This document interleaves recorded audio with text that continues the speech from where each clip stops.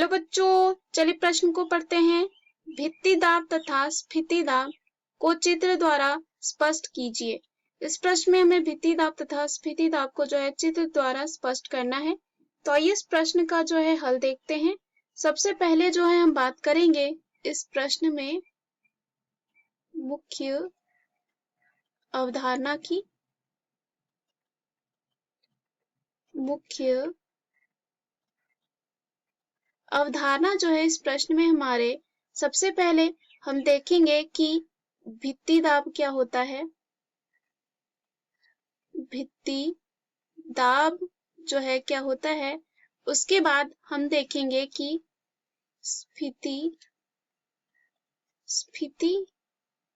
दाब क्या होता है। तो आइए देखते हैं। सबसे पहले हम बात करें भित्ति दाब की, तो यह क्या होता है।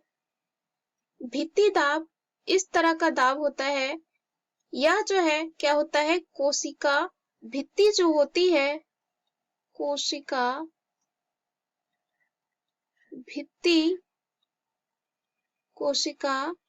भित्ति जो होती है बहुत ही ज्यादा कठोर होती है और कह सकते हैं दृढ़ होने के कारण जो है यह जो है स्फीति दाब के बराबर जो है स्फीति दाब के जो है बराबर, लेकिन हम कह सकते हैं उल्टी दिशा में जो है और विपरीत उल्टी दिशा और कह सकते हैं विपरीत दिशा में जो है जीव द्रव्य पर दाब डालती है। किस पे? जीव द्रव्य पर जो है यह दाब डालती है, जिसे भित्ति दाब कहा जाता है। वही अगर हम बात करें भित्ति स्फीति दाब की, तो यह क्या होता है, इस दाब और कह सकते हैं वह दाब जिसके कारण जो है यहाँ पे जीव द्रव्य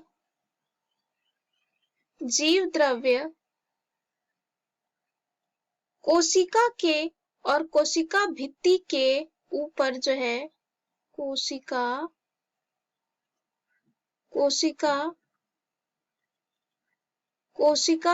भित्ति के ऊपर दाब जो है डालती है, इसे ही स्फीति दाब कहा जाता है। ऐसा हम कह सकते हैं कि स्फीति दाब जो है यहाँ पे जीव द्रव्य द्वारा लगाया जाता है और वह दाब जिसके कारण जीव द्रव्य जो है कोशिका भित्ति के ऊपर दाब डालती है उसे स्फीति दाब कहते हैं।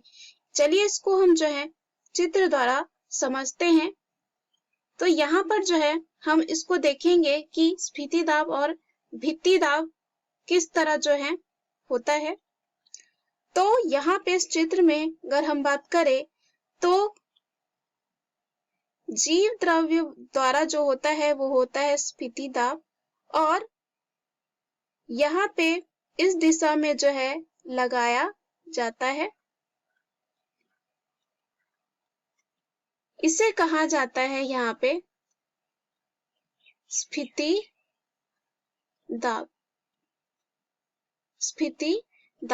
हम जानते हैं कि कोशिका का जो सबसे बाहरी आवरण होता है उसको कोशिका झिल्ली कहते हैं।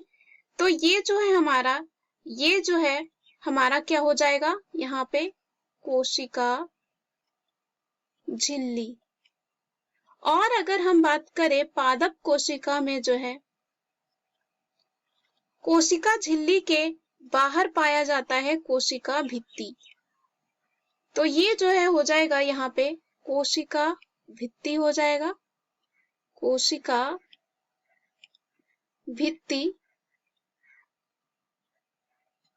तो कोशिका भित्ति जो है यहाँ पे क्या करेगा, ये भी दाब डालेगा और यहाँ पे स्फीति दाब भी जो है ये लगाया जाता है जीव द्रव्य द्वारा। किसके द्वारा?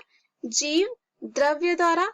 और यहाँ पे जो है हम देख सकते हैं ये जो है भित्ति दाब जो है स्फीति दाब के विपरीत लगता है और इसे हम कहते हैं भित्ति दाब।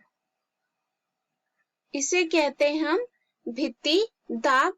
और यहाँ पे हमने देखा जो भित्ति दाब होती है वो कोशिका भित्ति द्वारा लगाया जाता है और किसके लिए? स्फीति दाब के लिए और बराबर साथ ही साथ उल्टी दिशा में लगाया जाता है। उसके बाद स्फीति दाब जो है यहाँ पे जीव द्रव्य के द्वारा जो है लगाया जाता है, कोशिका भित्ति के विपरीत, ऐसा हम कह सकते हैं। तो अगर इस चित्र में हम बात करें, वह दाब जिसके कारण जो है जीव द्रव्य यहाँ पे कोशिका भित्ति के ऊपर दाब डालती है, कोशिका भित्ति के ऊपर दाब डालती है, उसे कहा जाता है स्फीति दाब। अगर हम भित्ति दाब की बात करें, यहाँ पे कोशिका भित्ति जो है क्या होती है? कठोर यानी कि दृढ़ होने के कारण यह क्या करती है? इसके विपरीत दिशा में यानी कि स्फीति दाब के बराबर ही परंतु उल्टी यानी कि विपरीत दिशा में जो है यहाँ पे जीव द्रव्य पर जो है दाब डालती है, जिसे कहा जाता है भित्ति दाब। मुख्य अवधारणा के आधार पर हमने सिद्ध कर लिया है कि भित्ति दाब तथा स्फीति दाब को चित्र द्वारा हम कैसे समझ सकते हैं। आशा करती हूँ यह उत्तर आपको समझ में आया होगा। धन्यवाद।